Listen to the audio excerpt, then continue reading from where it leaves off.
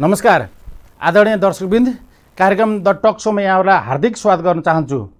कार्यक्रम the talk शोमा हामी समसामयिक विषयहरू, आम जनताका चासो चिन्ता र सरकारका सवालहरू अनि राष्ट्रिय राजनीतिका विभिन्न एजेन्डा र समाजका विभिन्न मुद्दाहरूमा केन्द्रित रहेर कुरा गर्छौँ। आज मैले नेपाल कम्युनिस्ट पार्टीभित्र बढ्दै गएको विवाद, नेपालको राजनीतिमा युवाहरूको भूमिका र पर्यटन क्षेत्रको बारेमा कुरा गर्नको लागि एकजना अतिथिलाई कार्यक्रममा निम्त्याएको छु।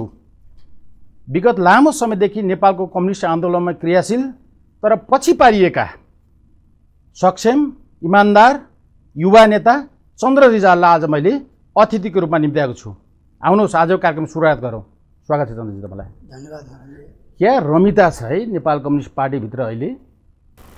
अब रमिता नै नभनौँ, अब बाहिरबाट हेर्दा अथवा हामी लामो समयदेखि लागिरहेका मान्छेहरूलाई पनि यस्तो घटना हुनु जे भइरहेछ, लिडरसिपले आफूले साथीहरूको बिचमा कामरेडले एउटा भावनाका आधारमा बसेर विवादलाई समाधान गर्नुपर्ने, छिटो छरितो ढङ्गले जनतालाई, कार्यकर्तालाई जुन निराशाहरू आइरहेछ त्यो निराशा नआउने वातावरणमा राज्य राष्ट्रका लागि, जनजीविकाका लागि, जनताका लागि, लिडरसिपको आफ्नो सेटलमेन्टका लागि र अन्य सानातिना झिना मसिना कुरामा अलिक बढी लाग्ने र लागिरहेको देख्दा चाहिँ अलिकति नमिठो नरमाइलो लाग्ने स्थिति चाहिँ अहिले बनेको छ नारायणजी। जस्तो हिजो नेकपा एमाले र माओवादी मिल्दाखेरि कार्यकर्ता पङ्क्ति या नेता पङ्क्तिमा जुन खालको उत्साह थियो, जुन खालको गर्व थियो, आज त त्यो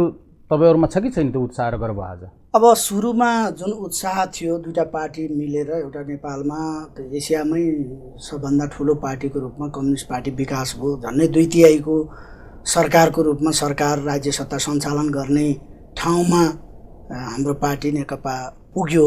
त्यो पुग्दा कार्यकर्तामा अब 20औं वर्षसम्म हामीले शासन सत्तामा रहन्छौँ र जनताको सेवा गर्छौँ र मुलुकलाई समुन्नत बनाउँछौँ भन्ने जुन सपना हिजो देखिरहेका थिए शहीदहरूले, त्यो शहीदहरूका सपनालाई पुरा गर्ने हिजोका लिडरसिपले जो गर्न सक्नु भएन, उहाँहरू बितेर जानुभयो, जसले संस्थापन गर्नुभयो कम्युनिस्ट पार्टीको, उहाँहरूका विचार सिद्धान्तलाई जुन लागू गर्ने भन्ने जुन उत्साह थियो 2 वर्ष अगाडि, तर बिस्तारै जब नेताहरूको व्यवस्थापनका विषयमा, नेताहरूका साना मसिना कुराहरूमा अलिक बढी छिनाझप्टी हुन थाल्यो र झगडाहरू बाहिरसम्म आउन थाल्यो, बोलेका कुराहरू अथवा दुईटाका सचिवालयमा रहनुभएका 9 जना सदस्यका बिचमा अथवा थाई समितिको बिचमा रहेका सानातिना सैद्धान्तिक सवालहरू भनौँ अथवा व्यवहारिक सवालहरूमा भनौँ,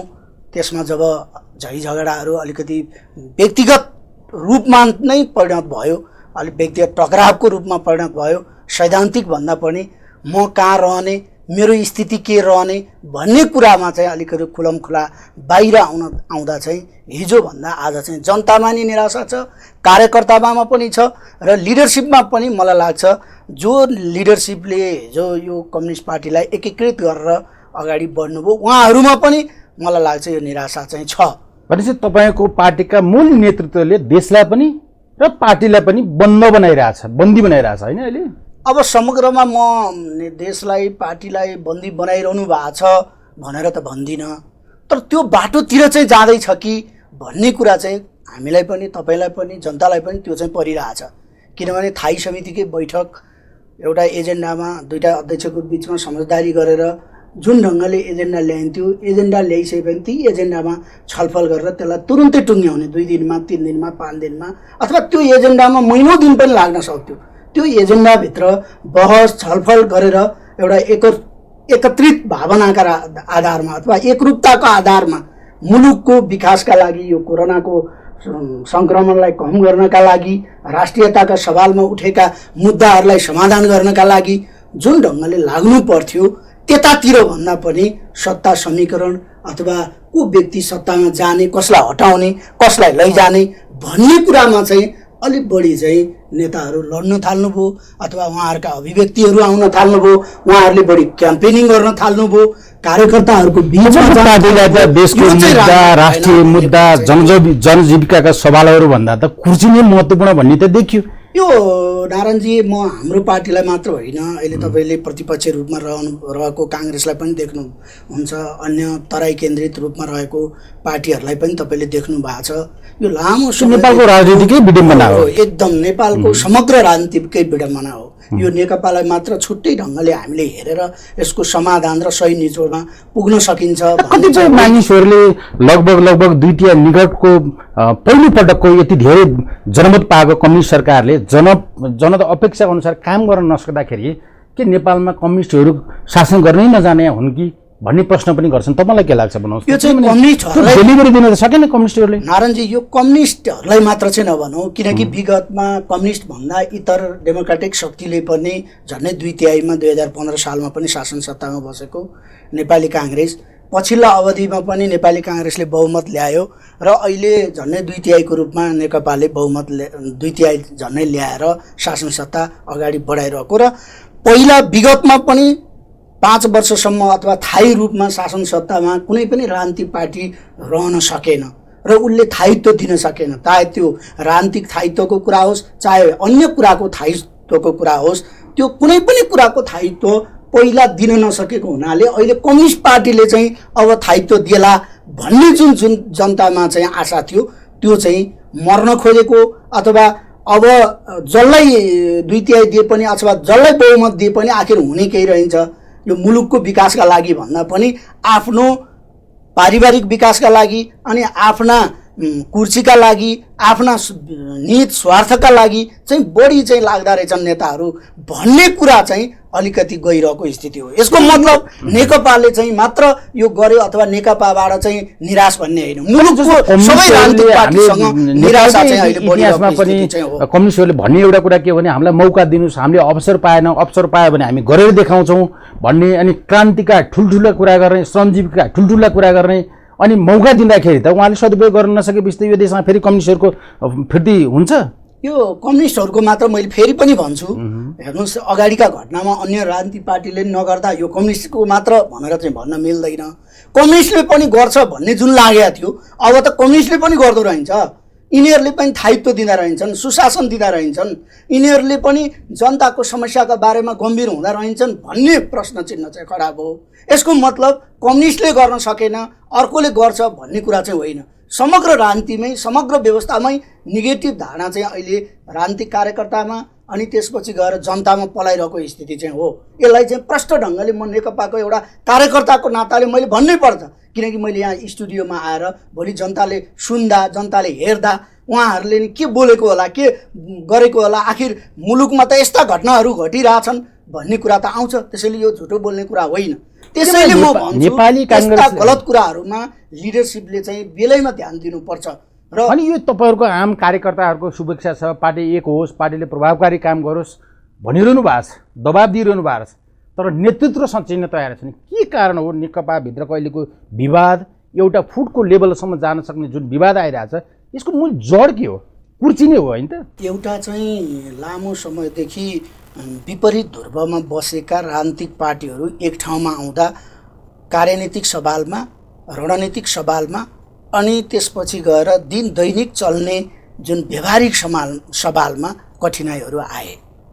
तपाईँ भन्नुहोस् मान्छे मानवीय समाजमा हेर्ने कुराले, बोल्ने कुराले, दिन दैनिकी गर्ने कुराले पनि मान्छेका बिचमा चाहिँ अन्तर्द्वन्द्वहरू आउँछन्।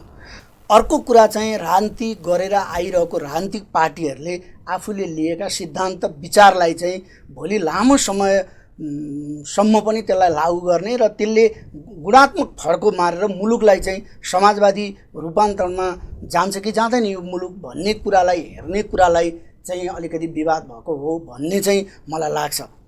एकातिर व्यक्तिले आफ्नो योग्यता र क्षमताका आधारमा आफूले पाउने जिम्मेवारीका कुराहरू पनि मैले पाइनँ अथवा अर्कोले लियो मलाई दिएन भन्ने कुराहरू आयो भने अर्को कार्यकर्ताको बिचमा, अन्य लिडरसिपका बिचमा पनि जुन विगतमा एउटा सिस्टममा चलिरहेको राजनीतिक पार्टी र अर्को सिस्टमले चलिरहेको राजनीतिक पार्टीको बिचमा समायोजन हुँदा, संयोजन हुँदा त्यसलाई चल्ने कुरामा चाहिँ केही दुविधाहरू उत्पन्न हुँदाखेरि केही व्यक्तिगत टकरावहरू अथवा साङ्गठनिक टकरावहरू भएर भोलि सामान्य कहाँ रूपमा पुग्छ भन्ने व्यक्तिगत आधारमा टकराव चाहिँ भने पनि अलिकति यो विवाद सामान्य भएको हो कि नेतृत्वको भन्ने सेटिङ मलाई भने लाग्छ। पनि पार्टी त लगभग अहिलेसम्मको आजसम्मको घटनाक्रमबाट त पार्टी त लगभग विभाजनको अवस्थामा त जाने स्थिति देखिसकेको छ। प्रष्ट कुरा अब नेपालमा के कम्युनिस्ट नफापेकै हो?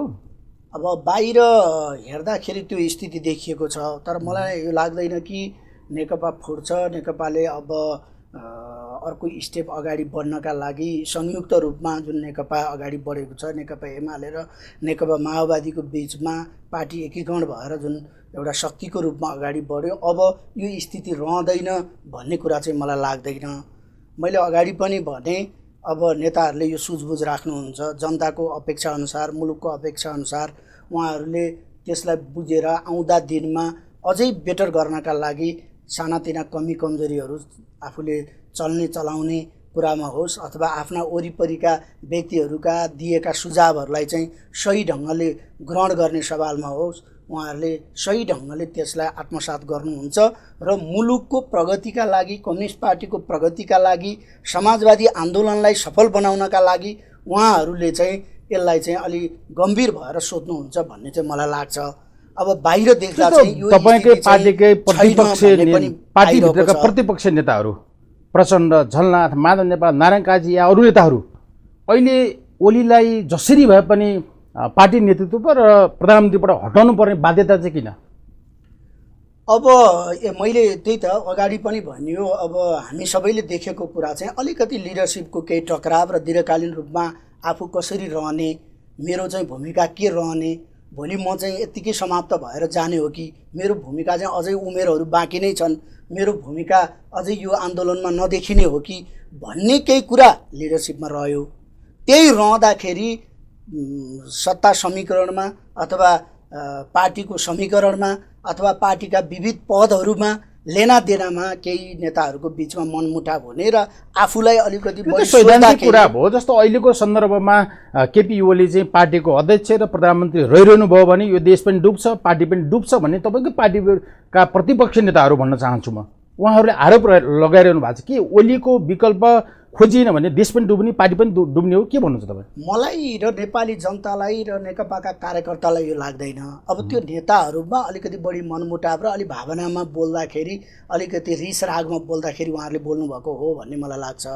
अब यहाँ चाहिँ केपी ओली भन्दा उन्नत अरू नेताहरू भएर उहाँहरूले चाहिँ मुलुकलाई सही दिशातिर डोर्याउने, केपी ओलीले चाहिँ नसक्ने भन्ने चाहिँ यो कार्यकर्ता माझमा छैन, जनता माझमा पनि छैन। हामी सबैले बुझेको देखेकै कुरा हो। जनताका अभिमतहरू विविध ढङ्गले प्रसारित हुन्छन्, अहिलेको सामाजिक सञ्जालमा पनि तपाईँ हामीले हेर्न सक्छौँ। तर जसरी काम हुनुपर्ने हो, जनताको एक्सपेक्ट अनुसार 2/3 सरकारले त्यो काम नगर्दा, पार्टी छिटो एकीकृत भएर अगाडि बढ्न 2 वर्षसम्म नसक्दा चाहिँ अलिकति केही कमी कमजोरी भयो कि लिडरसिपकै कमी कमजोरीले गर्दा अथवा केपी कमलकै कमी कमजोरीले गर्दा पो यो भएको हो कि भन्ने केही भ्रमहरू अथवा केही चिन्ताहरू चाहिँ आउनु स्वाभाविक हो। तर मलाई लाग्दैन केपी कमलको कारणले चाहिँ यो मुलुक चाहिँ डुब्ने होइन, अगाडि बढिरहेको छ। चाहे त्यो राष्ट्रियताको सवालमा होस्, चाहे जनजीविकाको सवालमा होस्, चाहे पार्टी निर्माणको सवालमा होस्, उहाँको भूमिकाले चाहिँ पार्टीलाई सशक्त बनाउने कम्युनिस्ट पार्टी त अरू पार्टीहरूभन्दा अलि बढी क्रान्तिकारी कुरा गर्ने, विधिको, पद्धतिको, सिद्धान्तको, सङ्गठनको कुरा गर्ने कम्युनिस्ट पार्टीहरूमा पनि तपाईँको पार्टीका अध्यक्ष या प्रधानमन्त्री ओलीले अरू नेताहरूलाई पुरै बायस गरेर पुरै नसुनी पार्टी पद्धतिमै नचलिसकेपछि त यो समस्या आएको हो नि त। त्यो पनि होइन, यो हामी संसदीय व्यवस्थालाई बुझ्ने कुरा र संसदीय व्यवस्थामा चल्ने कुरामा केही कमी कमजोरी आएको हो कम्युनिस्ट पार्टीमा। यो हिजोदेखि कम्युनिस्ट पार्टीले यस्तो संसदीय व्यवस्थालाई स्वीकारेर आएको नेपालमा मात्र हो, अन्य मुलुकमा यस्तो ढङ्गले तपाईँ कम्युनिस्ट पार्टी राज्य सत्तामा पुगेको मलाई चाहिँ थाहा छैन होइन।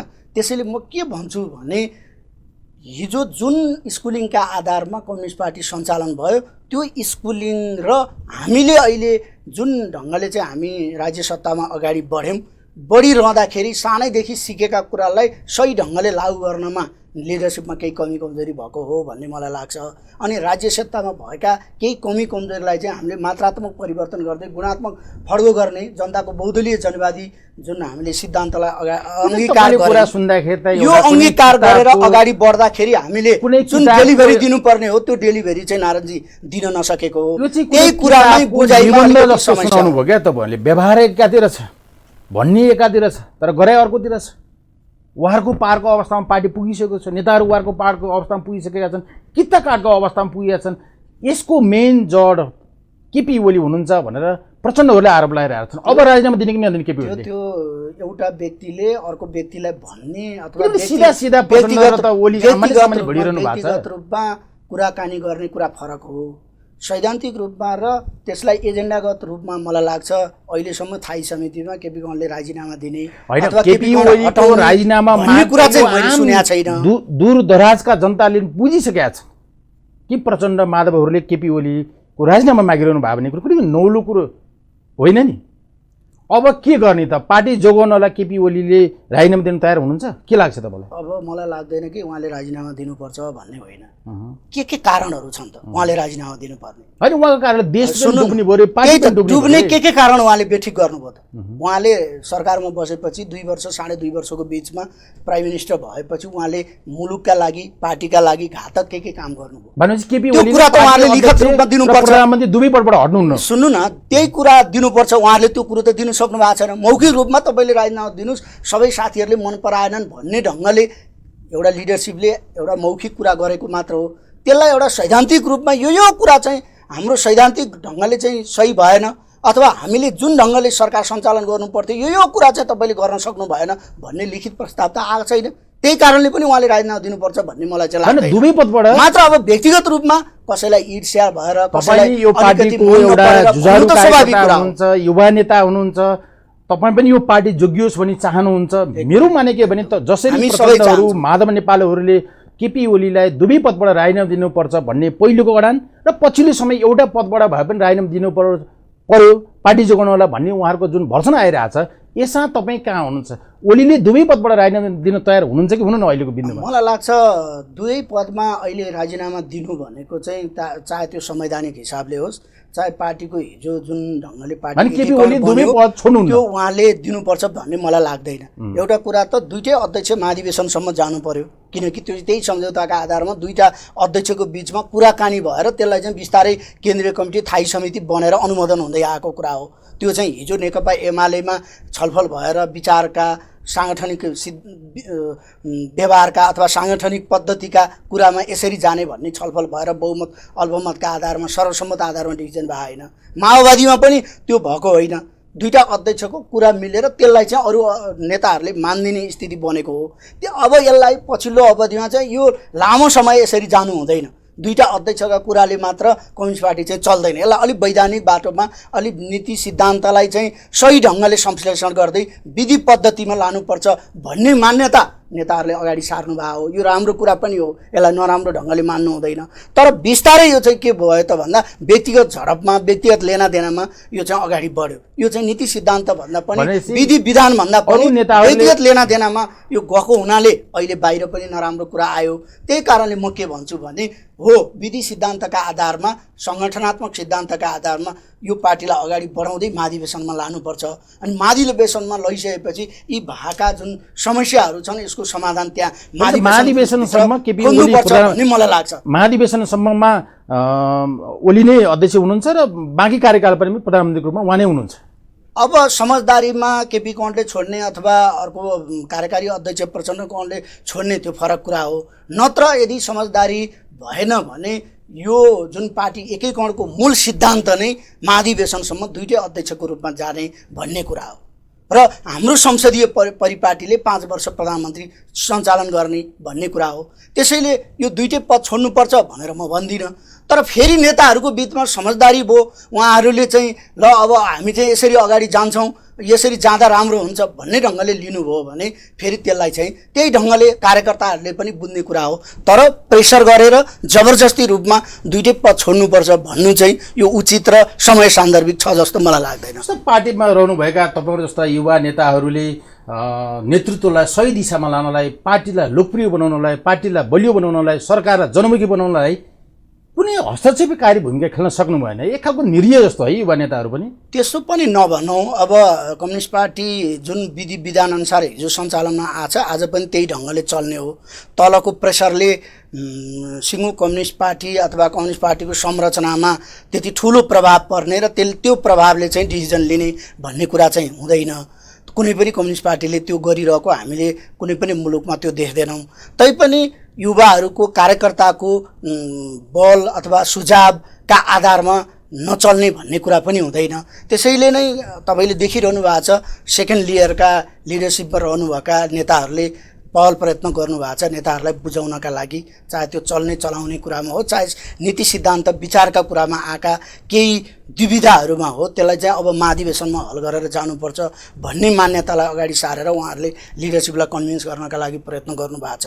मलाई लाग्छ त्यो सेकेन्ड लेयरका लिडरसिपले दिएका सुझावलाई पनि जुन सचिवालयमा रहनुभएका लिडरसिपले बुझ्नुहुन्छ, त्यसलाई आत्मसात गर्नुहुन्छ र थाई समितिमा सरसम्म ढङ्गले एजेन्डा लगेर अब आउँदो दिनमा केन्द्रीय कमिटीको बैठक गरेर केन्द्रीय कमिटीमा पनि कति समाधान हुनुपर्ने कुराहरू समाधान गरेर अनि त्यहाँ समाधान हुन नसकेका कुराहरूलाई चाहिँ महाधिवेशनमा लगेर समाधान गर्ने कुरातिर पार्टी जान्छ भन्ने मलाई लाग्छ। विवादले पार्टी फुटमा जाँदैन, नेकपा फुट्दैन, यो महाधिवेशनसम्म जान्छ। म चाहिँ ढुक्क छु यो अहिले तत्कालै एकाध महिनामा अथवा महाधिवेशनभन्दा अगाडि यो पार्टी फुट्छ भन्ने मलाई लाग्दैन।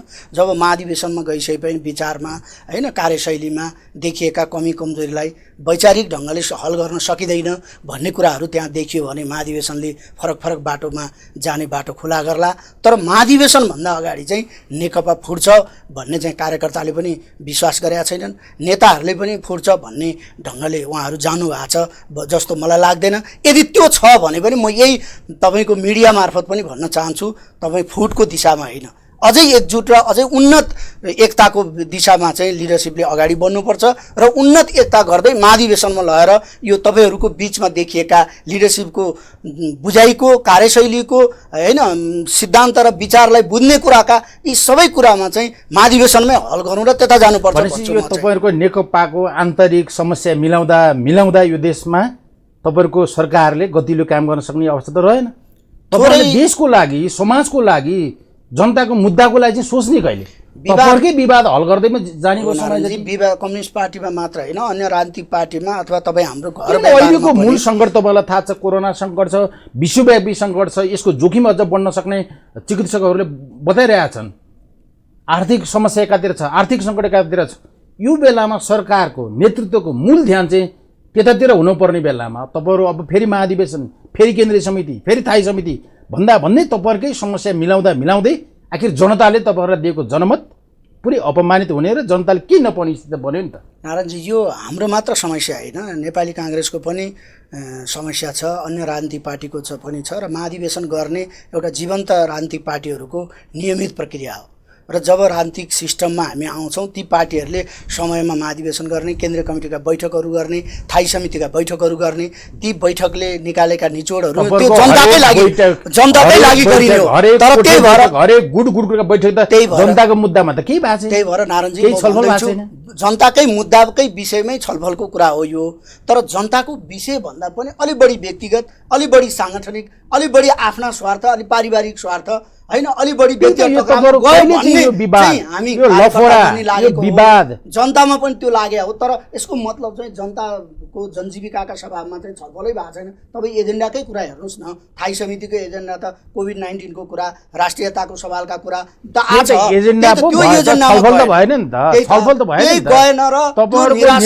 तपाईँहरूको नेतृत्वलाई जनताको एजेन्डा, जनताको मुद्दा, जनताको चासो भन्दा पनि कुर्ची प्रदान देखिएको कुरा त प्रष्ट हो नि। तपाईँहरू जस्तो कार्यकर्ताले पीडाबोध हुँदैन? थोरै यो त छ, हामीमा पीडाबोध पनि छ। यो लिडरसिपले नगर्नुपर्ने कामहरू गर्नुभयो।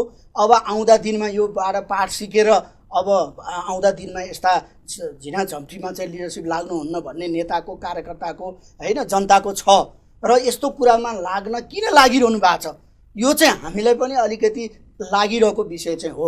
यो जस्तो पार्टी फुटमा जाने भयो भने तपाईँहरू कता? अब म के भन्छु भने फुटमा जाँदै जाँदैन, त्यसैले म यताउता भन्ने अहिले कुरै आउँदैन।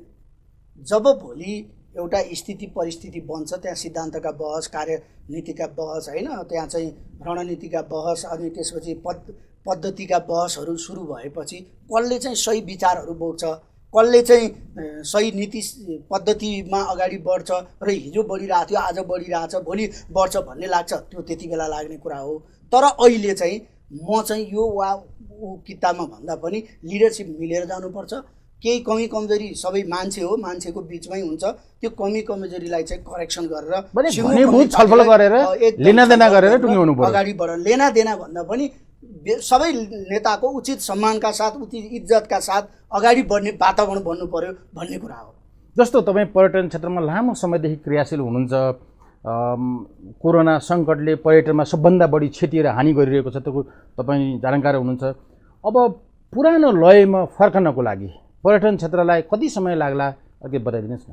अब यो कसैले पनि भन्न सक्ने कुरा त होइन, जतिसुकै विज्ञले पनि यति समय लाग्छ, किन अहिलेसम्म कोरोना कम हुँदै गएको छ, तर कोरोना निमिट्यान्न भइसकेको छैन। त्यो नेपालमा मात्र होइन, विश्व जगतमै त्यो स्थिति छ। पर्यटक भनेको फेरि एक देशबाट अर्को देशमा जाने र फेरि एक ठाउँबाट अर्को ठाउँमा जाने पर्यटक हुन्, होइन। भनिसकेपछि एक ठाउँबाट अर्को ठाउँमा जाने त्राई स्थिति छ, एउटा देशबाट अर्को देशमा जाने स्थिति बनिरहेको छैन। जस्तो हाम्रो मुलुकमा त अन्तर्राष्ट्रिय उडान, डोमेस्टिक उडानहरू अझै पनि खुलिरहेको छैन, होइन, केही देशहरूमा खुले पनि। त्यसैले बिस्तारै कोरोना कम हुँदै जाने स्थिति, जनताको जनचेतनामा पनि भर पर्ने र स्वास्थ्यको व्यवस्थापनमा पनि भर पर्ने, राज्यको स्वास्थ्यको व्यवस्थापनमा पनि भर पर्ने, यी यावत कुराले गर्दा चाहिँ कोरोना जति छिटो कम हुन्छ र निमिट्यान्न हुन्छ त्यति छिटो चाहिँ पर्यटनले रिकभरी पाउने स्थिति हो। नेपालमा धेरै रोगी चाहिँ कोरोनाबाट प्रभावित नभइरहेको, धेरै चाहिँ मर्नेको सङ्ख्या, मृत्युवरण गर्ने सङ्ख्या पनि कोरोनाबाट, स्पेसल्ली कोरोनाबाट मरेको भन्ने प्रमाणित नभइरहेको हुनाले नेपालमा आउने पर्यटकहरूलाई त्यति बढी डराउनु पर्ने, होइन, अलिकति बढी चाहिँ रिस्क मोल्नु पर्ने स्थिति चाहिँ नदेखिरहेको हुनाले यसलाई अन्तर्राष्ट्रिय बजारमा हामी कसरी पुर्याउन सक्छौँ, मार्केटिङ कसरी गर्न सक्छौँ, हाम्रो नेपालको स्वास्थ्य स्थिति र कोरोनाको स्थितिको बारेमा, होइन, यहाँ बस्ने खाने यहाँ हेर्ने कुरामा चाहिँ हामीले कसरी त्यो चाहिँ विश्व बजारमा पर्यटकहरूलाई चाहिँ पुर्याउन सक्छौँ, त्यसकै आधारमा चाहिँ हाम्रो रिकभरी हो। तर हामीले अहिले हेर्दा र विगतको हिस्ट्रीले हेर्दा आधा वर्ष चाहिँ अझै पनि पर्यटनले गति लिन सक्दैन कि भन्ने कुरा चाहिँ हामीले व्यवसायहरूको माग या चासो चिन्तालाई चाहिँ सरकारले मौद्रिक नीति मार्फत जसरी सम्बोधन गरेको छ, यसमा पुरै पर्यटन क्षेत्र र यसका व्यवसायहरू सन्तुष्ट हुनुहुन्छ, होइन? एकदम। पछिल्लो अवधि सुरुमा जति बेला नीति तथा कार्यक्रम आयो त्यति व्यवसायीहरू सन्तुष्ट रहनु भएन, त्यसपछि बजेट आयो अलि बढी सन्तुष्ट हुनुभयो, तैपनि समग्रमा हुनु भएन। तर पछिल्लो अवधि जब सरकारले मौद्रिक नीति ल्याइसकेपछि व्यवसायीहरू चाहिँ पर्यटन क्षेत्रका मात्र होइन सबै क्षेत्रका व्यवसायीहरू चाहिँ उत्साहित हुनुहुन्छ, समर्थन गर्नुभएको छ र उहाँहरूले के भन्नुभएको छ भने सरकारले साँच्चै हाम्रो समस्यालाई चाहिँ सही ढङ्गले बुझेछ, समयमा नै यसको बुझ्नाले चाहिँ अब आउँदा दिनमा हाम्रो व्यवसायबाट हामीले हात धुनुपर्ने स्थिति अथवा हामी भाग्नुपर्ने स्थिति, हामीले सुसाइड गर्नुपर्ने स्थिति, होइन, हामी चाहिँ विदेशिनुपर्ने स्थिति त्यो चाहिँ हुँदैन। सरकारलाई धन्यवाद छ र यसलाई चाहिँ कार्यान्वयनको दिशामा पनि अलि सहज ढङ्गले विगतमा जुन कार्यान्वयनहरू नभइरहेको हाम्रो संरचना चाहिँ छिटोभन्दा छरितो ढङ्गले सही ठाउँमा हुनुपर्ने जुन कार्यान्वयनका कुराहरू छन् त्यो ठाउँमा नपुग्ने भइरहेको हुनाले त्यतातिर चाहिँ अलि बढी ध्यान दिनुपर्छ भनेर सरकारलाई चाहिँ एकदम, होइन, स्वागत गरिरहेको र सरकारको कामलाई चाहिँ प्रशंसा गरिरहेको स्थिति छ। हुन्छ, कार्यक्रममा आइदिनु भयो, महत्त्वपूर्ण समयको लागि तपाईँलाई धेरै धेरै धन्यवाद। तपाईँलाई र यो टिभी टुडे परिवार जसले मलाई र मेरो पार्टी नेकपाको विचार बुझ्नका लागि अथवा जनताको बिचमा लैजानका लागि यहाँ बोलाउनु भयो। म आउँदा दिनमा पनि यसै गरी नेकपाका विचारहरूलाई अगाडि बढाउन यो टिभी टुडे परिवारले महत्त्वपूर्ण भूमिका निर्वाह गर्नेछ भन्ने कुरा राख्दै म बिदा चाहन्छु र परिवारलाई धन्यवाद दिन चाहन्छु। हुन्छ, नेपालको राजनीतिमा तपाईँ जस्ता युवा इमान्दार सक्षम मान्छेहरू स्थान पाइरहनु, तपाईँहरू पनि समाजको लागि लागिरहनुहोस्, यसको लागि धेरै धेरै शुभकामनासहित आजको कार्यक्रम म अन्त्य गर्न चाहन्छु। आदरणीय दर्शकवृन्द, आजको कार्यक्रम यहीँ सकिन्छ। कार्यक्रम हेरेर साथ दिनुभएकोमा तपाईँहरूलाई पनि धेरै धेरै धन्यवाद। कार्यक्रमबाट म प्रस्तुता नारायण तिवारी बिदा चाहन्छु। नमस्कार।